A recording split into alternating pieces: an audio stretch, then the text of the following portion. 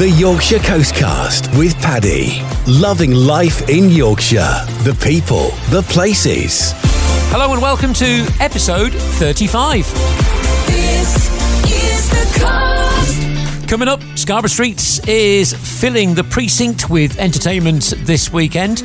Also, meet the Scarborough mum of 4 young kids who's done an Ironman, and we're chatting to the Rainbow Centre. As always, a huge thank you for listening to and downloading the Yorkshire Coastcast from the team at This Is The Coast. You can find us on Spotify, on Apple Podcasts, on YouTube Podcasts, and always direct on our website, thisisthecoast.co.uk/podcasts with an S on the end. We'll also have a look at some of the upcoming events in the next couple of weeks and play what happened when we surprised St Peter's School in Scarborough with a £2,500 voucher to replace their pergola, which I've been saying wrong on the radio for the last few weeks. Firstly, though, this weekend, Scarborough Streets is back.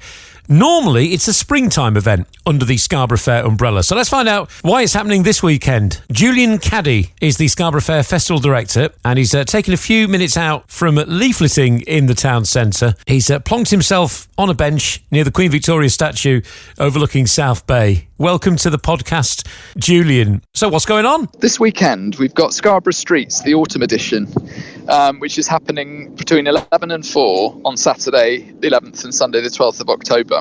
We've got about 30 different events across 4 different stages around the town with dance, circus, magic, music, sports stuff, there's theatre, and there's also going to be a parade on the Sunday afternoon as well with various different artists and also with kids from the Sea Cadets walking down the high street. And really the idea behind Scarborough Streets is we want to bring people into town at a weekend which is usually quite quiet. It's not half term yet.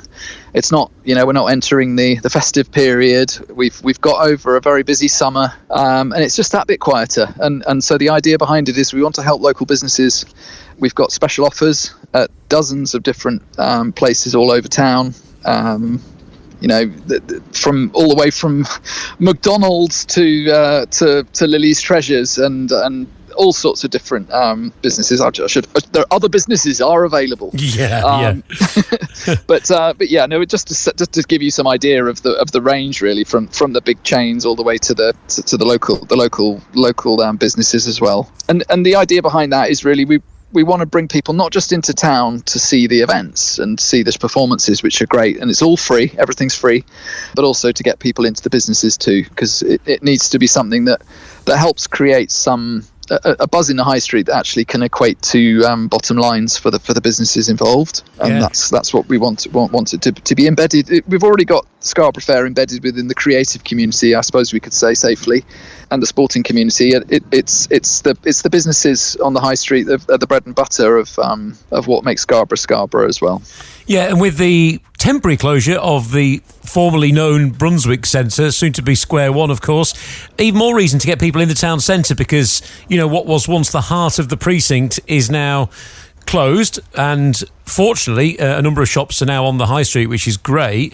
But it is important, isn't it, just to remind people that there is still plenty in the town centre and on the precinct. There really is. Yeah, there's so much on offer, and there's a massive and thriving independent scene in terms of the businesses and the shop holders and bars and restaurants and cafes, and pop-up shops as well with people. And it's really important that we're there to support them, and especially when Square One's not there yet. yeah, but hopefully that will be another catalyst for big things for Scarborough in the not too distant future. Let's hope so. Yeah, and when it comes to the entertainment that you're putting on for Scarborough Streets, is it a mixture of some of the stuff has worked before, but also trying to bring new stuff into the town as well? Absolutely, yeah. We've definitely got a few people who've done Scarborough Streets before, but also we wanted to bring in some new folk as well that haven't done it yet, and give them a chance. It's 2 days, so it's a pilot. So we're going to bed it in, and hopefully it's going to be a regular thing that we do a Scarborough Streets festival that's not just in the springtime, but also in the autumn, and then other times as well. So we'd like to do more street festivals that can accompany some of the other Scarborough Fair festivals too. So Scarborough Streets this weekend sounds great, and then after that, I mean, it just stays busy, doesn't it? Which is brilliant. It just rolls on. Yeah. So we've got Scarborough Art that starts on the 11th of October, and then we'll run all the way through to the 21st of December, which is brilliant. And we've got dozens of artists' open studios. We've got workshops. We've got pop-ups as well for Scarborough Art. And then after that, we've got Scarborough Lights, which is back between the 14th of November and the 21st of December. And that includes about 20 different light installations and artworks. And the big event of the year is the drone display, which is returning to Scarborough Castle. Now, I'll stop you there because I wondered whether you were going to say the return of the light-up dinosaurs on the roundabout as the big event. They are coming back too. Well, of course they were. They were never not going to, were they? That's your baby. That was something you're probably most proud of, right? Yeah, it's definitely. I don't have favourites, but then I do. like every proud father. Yeah. Well, I'm pleased they're coming back. But yeah, no. Now the drone display was a big wow thing for people that were lucky enough to watch it last time.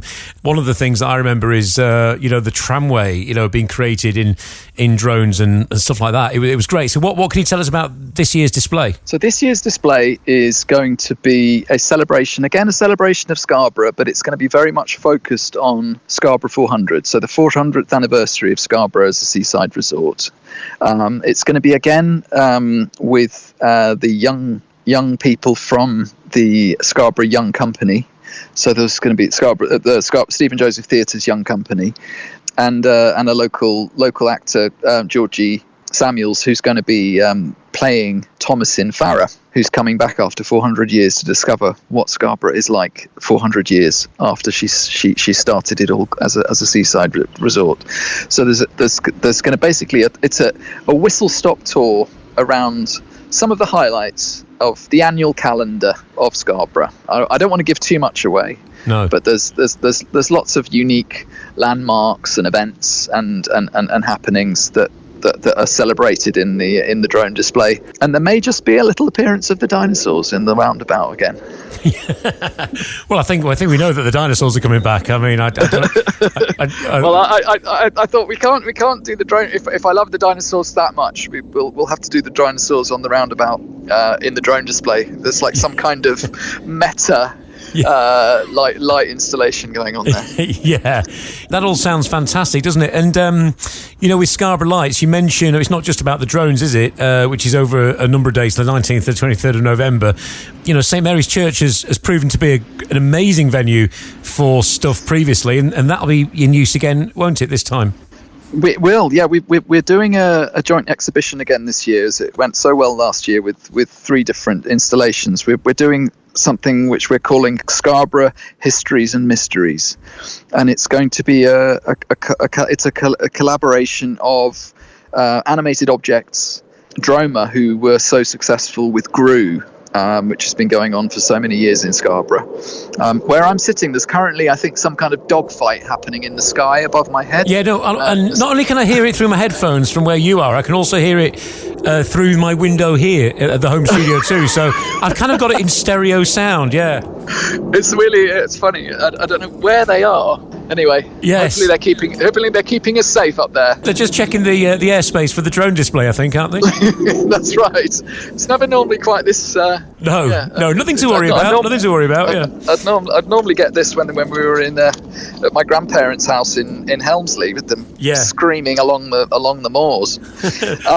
Scarborough Histories and Mysteries. That's an event which will feature animated objects. Droma, who did Gru over so many years, and also Photo Scarborough, which is a collective focused on Scarborough photography and also interesting, sustainable photographic ways of making photos. So using pinhole cameras and using sustainable materials, and that will be an exhibition of their work within the church. And there's also a Christmas tree festival happening at the same time, so you'll be able to see lots of lovely decorated Christmas trees throughout the period too. You can't beat a Christmas tree festival, can you? You can't beat that. No, you can't. Every year they ask me to do the countdown at St Stephen's Church in Romulus Bay, and it's at the start of their Victorian weekend, and it's lovely seeing about 50 different trees lights go on. It's wonderful. No, it's lovely. And then, I mean, you've got anything else this year that you want to We mention? do. We have Scarborough Fringe Winter Edition, which happens between the 4th and 7th of December, which will be just 4 days, and it's going to be a smaller scale festival, but it's going to be a nice, I suppose, juxtaposition to the big things that are happening. It's an opportunity for grassroots performers to put on small scale shows. There's also workshops. There's also like outdoor installations and things like that as well, involved in Scarborough Fringe.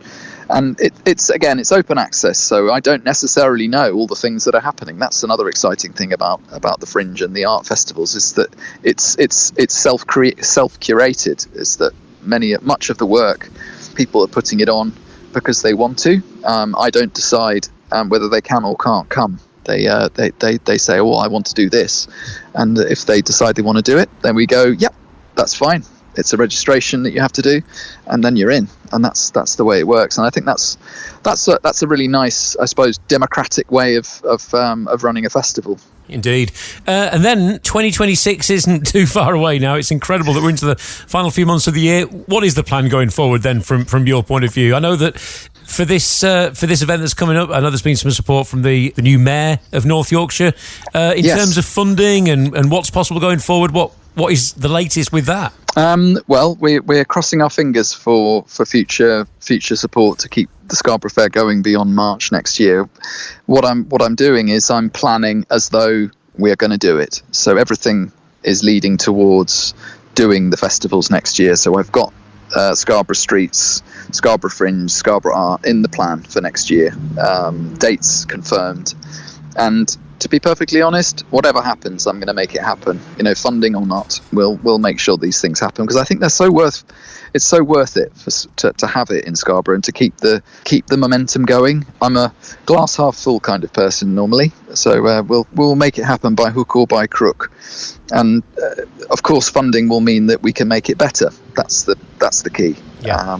Because we want to do it justice, and we know a lot of people put a lot of their time into making these things happen, and we want to be able to deliver for the community, because they're people who work year round, not just during the festivals. It's their bread and butter, and it's vital that we keep giving people lots of reasons to come into Scarborough, whether you're visitors or you live here. You could be living in Scarborough and not actually come into town and discover it. So you're as much a tourist in your own town as you are a resident. Well, exactly. And, a fine example of that is, how many people, locals, have actually been into St Mary's Church, for example, but might have gone in for one of the exhibitions as part of this event. That's a key example, isn't it, really? But it's also experiencing, comedy on the street or street entertainers that you've never seen before, people coming in from outside into your town, but also showcasing local talent, giving local young people and adults a platform to do their stuff as well. And, it does a lot for a lot of people.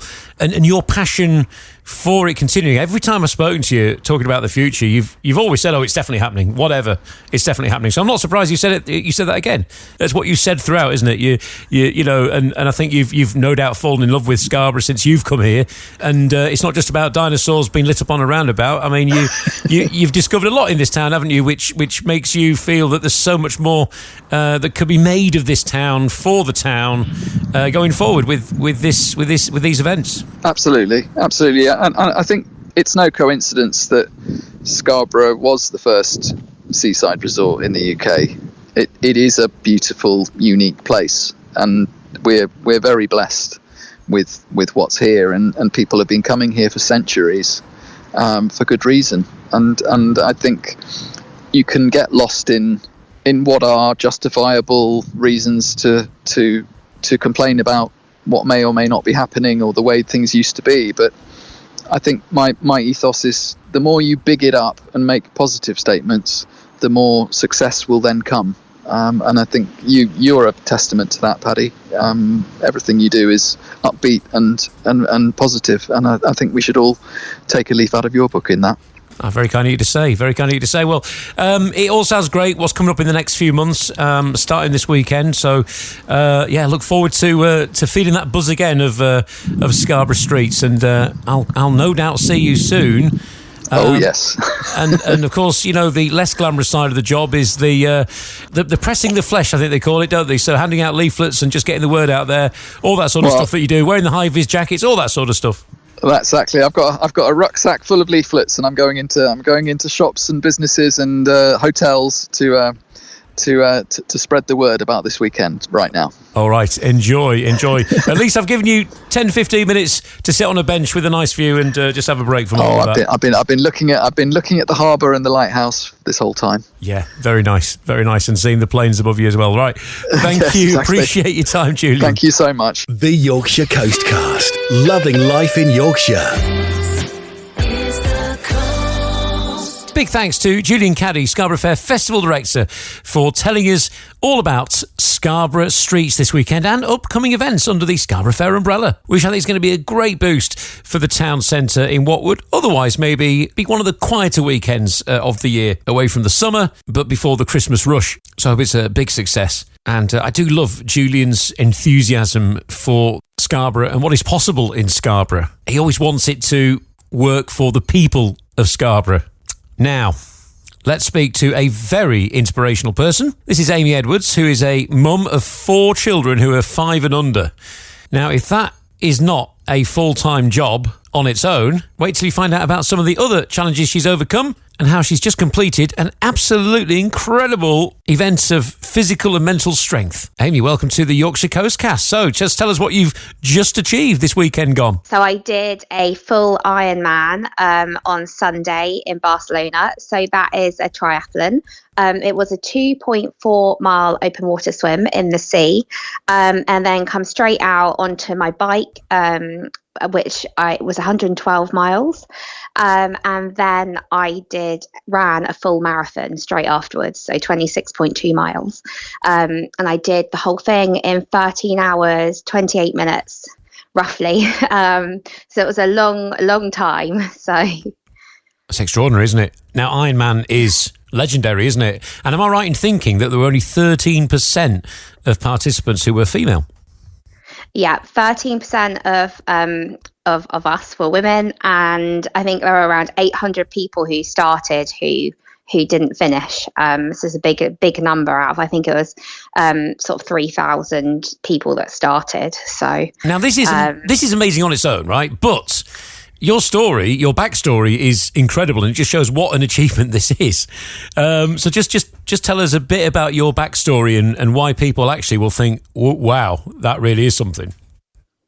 Well, I started exercise. Well, I never really was into fitness. I never was that wasn't really me growing up. I'd seen my dad has done a few Ironmans. I'd seen him doing it, but for me, that just seemed so big and out there, and I was just almost in awe of him. I actually really struggled with my mental health in my early 20s, late teens, early 20s, and I suffered with OCD and actually ended up trying to take my own life on a few occasions. The last time was really a very, very serious one. I was very lucky that I'm still here today for that. And I then started exercising as part of my sort of the way I made myself feel better. Obviously released those endorphins and made me feel better about myself. And I set myself a goal in 2016. I ran my first marathon. I did the London Marathon. And then I trained and became a mental health nurse. But then I got married and I had 4 children. I had 4 children in under 3 years. So I had my last babies, they were twins, in December 2022. But during these pregnancies, I suffered again sort of with my mental health, a lot of anxiety in the pregnancies, and the weight really piled on. And after I had my twins at 3 months postpartum, I was bridesmaid for my best friend's wedding, and I actually didn't fit in the bridesmaid's dress. I had to have 2 sewn together because the dresses didn't go up big enough for me. And I weighed myself. I was just mortified at this wedding. I just felt, obviously I was there to support my friend, but I felt so horrific. And I weighed myself when I got home, and I was over 20 stone, and I was like, I've got to do something. Like, I'm so lucky. Had 4 children. I'm still here today. Like, do something about this now. And I started eating in a calorie deficit, started exercising again. And before my twins turned 1, I lost 10 stone, which was half my body weight.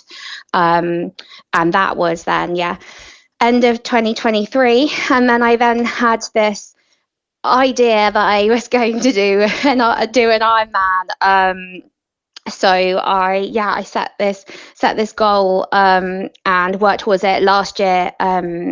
This year, sorry, I've had a huge year of training, building up for it. End of last year, I had a lot of excess skin from the weight loss, which I had removed, and then this year did the Brighton Marathon in April. I did a half Ironman in June in Bolton. And now, yes, I've just completed my life. I mean, this has just been a dream that's been so out there from watching my dad do it as a child, and then to be able to do it and enjoy it. I loved every minute of it. So. How was that feeling crossing the line? I found it so surreal. Like, even now, I look back at the pictures and I can't believe that I did it. I just can't believe it. It just seems such a big thing. And I did it and I loved it. I think it was just, I didn't. So I thought that I was going to get in the marathon bit and really struggle, but I didn't. And that is I think it's just being a mum. I think you just get a different strength when you become a parent. Well, this is what I was going to say, because you've been very open about your mental health struggles in the past. And, when you are going through difficult mental health issues, it's easy to feel like you are weak. You are not strong enough to deal with things that are going on around you. But to then, get that mental strength that you need, it's not just about getting in physical shape, the mental strength to complete these challenges, or even to lose the 10 stone in weight. It's not as if you're giving yourself all these, weight loss injections and all that. You said you did it by cutting out the calories and exercising. It was, old school, simple, old school stuff. The mental challenge to do that and then to do what you're doing now. I mean, that is a massive transformation, isn't it? In your mental strength. Well, I think doing this has helped me so much, massively, mentally. It's given me that sense of achievement. It's made me feel like I've accomplished something. And it's setting these goals just really does help me mentally. And is it something to fall back on as well if you do have a bad day? You can fall back on, I did this. Look what I actually did manage to do. Look what I can do. Yes, it's that, and it's also that, obviously, aside from having had mental health challenges, being a mum, my eldest is 5 now, so they're all very young. I have a 4-year-old and then 2-year-old twins, so it's tough, and it's just been an outlet for me that I get them in bed, and I go on the bike in the garage, or I have had to get up at 4 a.m. before my husband goes off to work, because he works shifts, and I'll go and do a session before they get up. And it's just been something that I've done this. I've managed to juggle it through my family life, and it's made me feel like I've accomplished something, and I'm proud of myself, which has then helped me massively mentally as well. What you've done is you've removed any excuses that anyone might ever have not to get a little bit healthier. And 4 children, 5 and under, extraordinary. I think when we spoke, when you were doing the London Marathon, it was mind-blowing enough, but to keep it going, absolutely extraordinary, really very inspiring. And I think that's what's really great about having a chat with you about this. This is people are going to find this very, very inspiring. Thank you. This is why I've set up my Instagram. I've got a growing Instagram page, which is called 4 Under 3 Marathon Mum, because I set it up when I'd had 4 children under 3 years, and then my aim was first to do the London Marathon, which is when we last spoke. And this is how I use my page, because I hope that I can encourage other parents that there isn't those, you can achieve. despite the challenges, like my husband works very long shifts, and we actually relocated to Scarborough from Surrey, and we don't have any close family or friends. I've made some friends recently, but no one really close I can rely on constantly for childcare. I don't pay for my apart from the girls who go to school now, my elder two, my twins are with me the whole time. So I hope that by using my Instagram, I'm showing people that their goals, no matter what they've got going on, your goals are possible if you really, really want it and want to put the work in. So that's what I'm trying to hope to do with that, really. Yeah, amazing. Now, the only thing about completing a challenge like Ironman, obviously you put so much effort into that focus, and then there can be a bit of a come down afterwards, can't there? So have you got your eyes on something else to focus your attention on?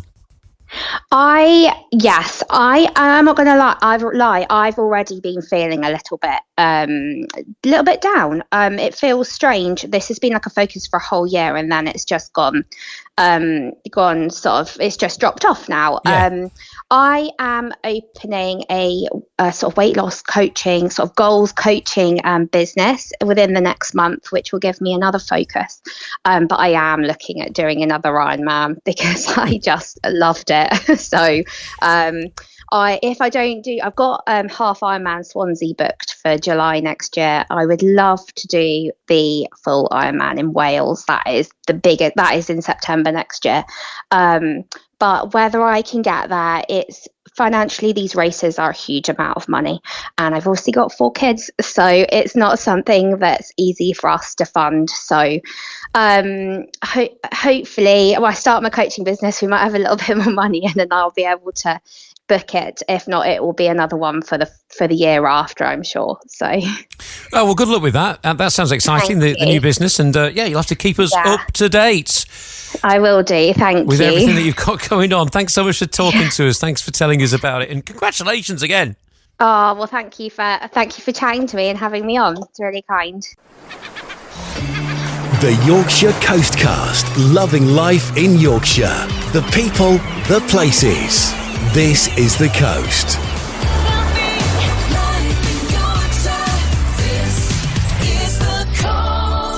And that was Amy Edwards. And of course, we did talk about mental health in that conversation. And if you ever do need any support, Samaritans.org is one place to go. That is Samaritans.org. And you can also ring anytime, day or night, 116 123. That is 116 123. The Yorkshire Coastcast, loving life in Yorkshire. And you're listening to episode 35 of the Yorkshire Coastcast from This Is the Coast, the local commercial radio station for the Yorkshire Coast. And it was our absolute pleasure to put in a surprise phone call to St. Peter's School in Scarborough and, well, in particular, Emily McDonald from St. Peter's School in Scarborough. She was the one that put in the nomination, one of nearly 400 entries that we got for Would If I Could with Flixton Sawmill to celebrate This Is the Coast, the radio station's 5th birthday, our Wood anniversary, a £2,500 voucher to go towards any outbuilding. A panel of judges spent many hours deliberating over all those entries, and we finally whittled it down, and you'll hear that surprise phone call very, very shortly. Firstly, though, the Rainbow Centre is extremely active at the moment. They have launched their 100 Club, and they're also going to be attending the Scarborough Athletic Leamington game in National League North at the Mounting System Stadium in Bridlington this weekend. Let's speak to James Howard, fundraising officer at the Rainbow Centre. Okay, so we're looking for 100 businesses in Scarborough to become part of our exclusive club, and it'll be a case of them donating money each month on a regular basis, so that we've got a little bit more stability and a little bit more know-how on exactly what we've got coming in each month. It qualifies for corporate tax relief, and it gives businesses an opportunity to really do good in the town. You've got different options, haven't you, for businesses who want to get involved in terms of how much you can donate and stuff? Oh yeah, there's levels of the Rainbow 100 Club membership, starting from £50 right up to £500 a month. So it's not going to leave anyone behind, and there's an opportunity there for everybody. So if people want to take part in this, and I imagine once you've hit the 100, that's it. What do people need to do? Well, just get in touch with myself, James Howard at the Rainbow Centre. You can do that via email. So you can do it james.howard@therainbowcentre.org, or you can get me on 07588 000 571. And I imagine you'll be keeping businesses updated with, where their money's going, I suppose. Yeah, of course. There'll be, but this is one of the good things about becoming a member. There's the size of the business that you'll get to see a lot more. So there will be a regular newsletter that will go out to anybody that signs up, and there'll be testimonials from clients as well. So it's a hands-on approach. We've also got volunteering opportunities for the businesses. So some of the bigger businesses that have got large numbers of employees, they can come in and they can volunteer on their days. And then we've also got an annual dinner to celebrate the achievements of everyone in the 100 Club. That sounds really good, really good. And like I say, starting at just £50 a month, right up to £500 a month, it's manageable for different businesses of different sizes, which is great. So that sounds good.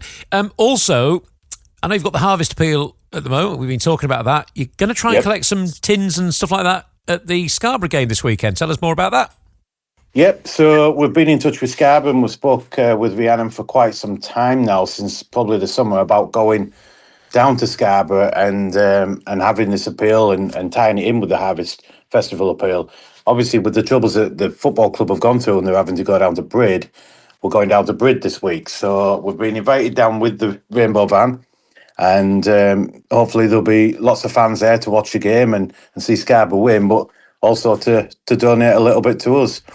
So what is it you're after in particular for fans to bring with them on Saturday? Well, we're looking for the kind of long life stuff. So tin vegetables, tuna, spaghetti, hot dogs, anything like cereal, noodles, pasta, rice, anything that we can keep, with a long date on, so that it'll get us through the winter months. That'd be fantastic. And so where will you be on the day and from what time?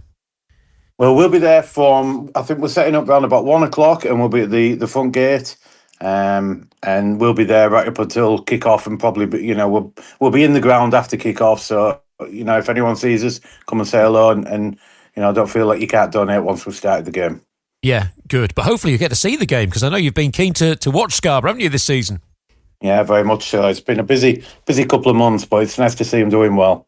Indeed, yeah, absolutely. Well, hopefully it'll be another win, which would be 6 on the bounce at home, which would just be extraordinary. Win all 5 at home, which is not bad. Not bad, is it, for playing away from home? And hopefully you'll fill that Rainbow Centre van right up with stuff to take back to Scarborough afterwards. That'd be great, wouldn't it? Yeah, it'd be fantastic. That's what it's all about. All right. Well, look, I'm going to...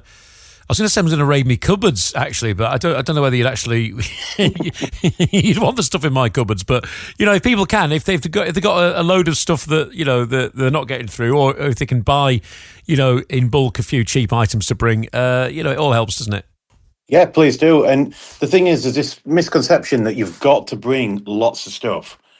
But if 600 or 700, 800 people go and see the team on Saturday, just for example, and each person brings one item, we've got a lot of items there. Yeah. So it's fantastic. What one item makes a big difference in the long haul. Right. Give me an item that you could do with that you're not that people wouldn't necessarily bring. I can imagine people bringing beans and tins of soup and stuff like that. If there was something that you think, actually, that'd be quite useful, and people never bring us that. What might that be?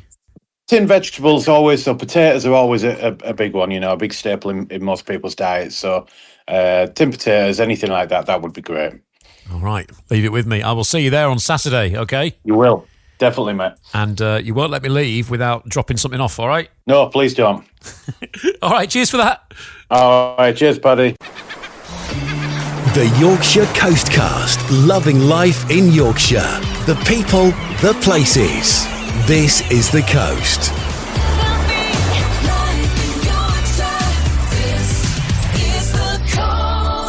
Now, earlier this week, it was my absolute pleasure to put in a surprise phone call to Emily McDonald, who'd entered our Would If I Could competition with our good friends at Flixton Sawmill to celebrate This Is the Coast, the radio station's 5th birthday, our Wood anniversary. Nearly 400 entries came in. The prize, a £2,500 voucher to go towards any outbuilding. Here's what happened. Would if I could. Hello. Hello, Emily. It's Paddy from This Is the Coast. Are you all right? Hello, very well, thank you. How are you? I'm okay. Now, I know that you entered Would If I Could. Is that right? I did, yes. This for St. Peter's School in Scarborough. Tell us about your peace garden and what happened to your pergola. We had the lovely peace garden on the outside of our school, and unfortunately it's been there a lot of years and it's sort of rotted. So over the summer, our caretaker had to sort of dismantle it and take it down. So you did have this pergola, but unfortunately it has to be taken down because it was unsafe. Tell us how the pergola was used and the peace garden was used. Oh, we used it for all sorts. It would be, the children had it as an outside classroom so that they could do some work outside. Any sort of relaxing sessions, like mindful sessions out there, which were really good. The staff would also use it as well. They found it really beneficial to them just to be able to take a break. It was really an integral part of the school, really. Many hours were spent by a judging panel looking through nearly 400 entries. Oh, wow. Yeah, it's amazing. The winner has been chosen, and it is your replacement pergola for the peace garden. Oh, that's amazing. Thank you very much. Oh, that's brilliant. When it came to the criteria, one of the important things was how many people will benefit from this, and obviously many people will benefit. Yeah, the whole school, the whole school community, not just the kids, the staff, the parents, everybody would benefit from it. So yeah, that's brilliant news. Would if I could. Yeah, huge well done to St. Peter's School in Scarborough, and massive thank you to everybody who nominated for Would If I Could. It was absolutely incredible getting those near 400 nominations. Everybody very, very deserving. But of course, as always, there could be only one winner. And I can't wait to find out what Flixton Sawmill managed to create at St. Peter's School in Scarborough. We'll wrap up episode 35 of the Yorkshire Coastcast with a little peek at some of the upcoming events along the Yorkshire Coast. We've talked about Scarborough Streets, of course. We've also got Something Wicked, a Halloween spooktacular at Whitby Pavilion this weekend, Friday the 10th, and Saturday and Sunday the 11th and 12th of October, respectively. This is from Colebrook Productions, their enchanting Halloween performing arts show, packed with music, dance, drama, and just the right amount of frightful fun. Rod Gilbert and the Giant Grapefruit at Scarborough's Spa Grand Hall on Friday the 10th at 7:30. And we've also got the Northern Soul Weekend at Scarborough Spa in the Ocean Room this weekend. Farley Food Festival is on this weekend as well. It's the last one of the year, so over 60 stalls with food and drink. You'll smell it before you see it. Francis Rossi is at Bridlington Spa on Saturday the 11th of October at 7:30, performing many of his signature hits and telling some great stories too. And also into the following week, Nashville Live, Monday the 13th of October at Whitby Pavilion.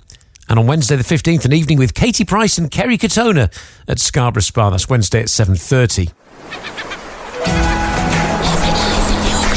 The Yorkshire Coastcast.